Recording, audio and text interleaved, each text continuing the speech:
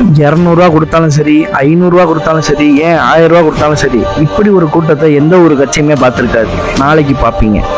அதே மாதிரி டிவிகேன்னு கத்துறாங்கன்னு சொல்றீங்களே, உங்க கட்சியில கத்துறதுக்கு கூட ஆள் இல்லையா? அதை யோசிச்சு பார்த்தீங்களா? இப்பதான் அரசியலுக்கு வந்திருக்காரு, முதல் எலெக்ஷன்ல நிக்க போறாரு. அதுக்குள்ளேயும் நீ வரக்கூடாதுன்னு இவ்வளவு நெருக்கடி கொடுக்குறீங்க.